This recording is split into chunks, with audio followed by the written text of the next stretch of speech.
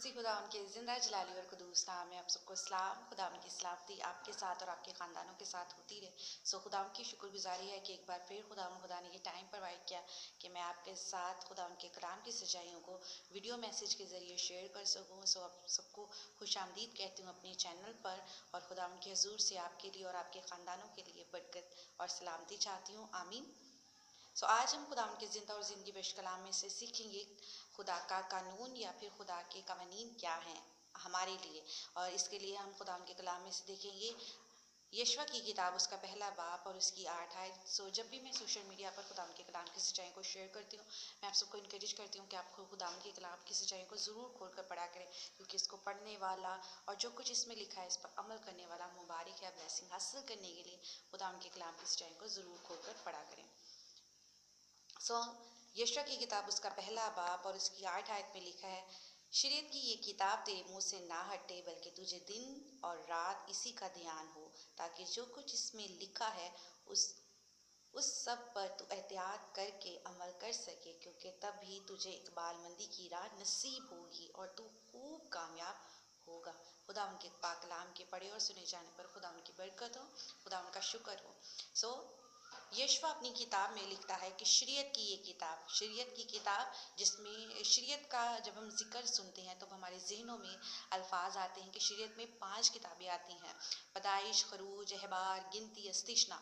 ये 5 किताबें हैं जो शरीयत का हिस्सा हैं, जिनमें बताया गया है कि खुदा का हुक्म क्या है, खुदा के कवानीन क्या है, जो हमें मुझे और आपको दिए गए हैं।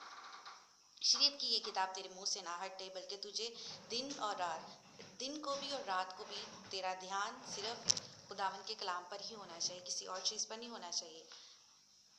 एहतियात करके तू इस पर अमल कर सके और तुझे इकबालमंदी की राह नसीब हो, कि तूने एहतियात करके अमल करना है। ये नहीं कि जस्ट एक दिन किया अमल और दूसरे दिन नहीं किया, बल्कि एहतियात से अमल करना है। क्या है ये कानून की हुक्म मेरे खुदा ने मुझे दिया है। इस थॉट के साथ हमें शरीयत और खुदावन के कलाम पर अमल करना है। आज के दौर में हम फजल का दौर समझते हैं और हर काम करते हैं और कहते हैं कि कोई बात नहीं, हम फजल के दौर में हैं, लेकिन शरीयत बहुत इम्पॉर्टेंट है।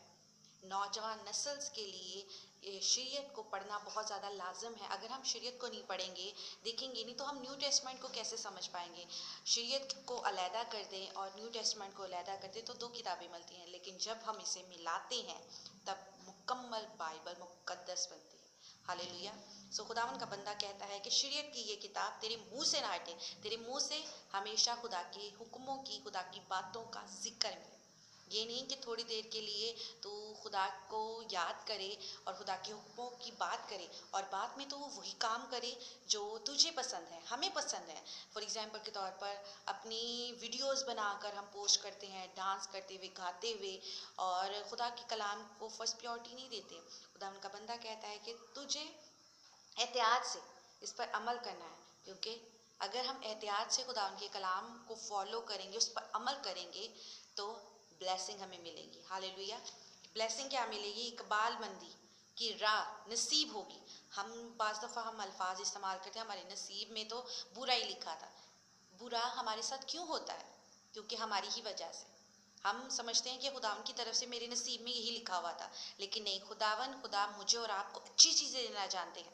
मत्ती की अंजील उसका 7 बाप और उसकी 7 आयत से पढ़े तो हमें पता चलता है कि आसमानी बाप हमें अच्छी चीज़ों से नवाजते हैं, वो हमें अच्छी चीज़ें देना चाहते हैं।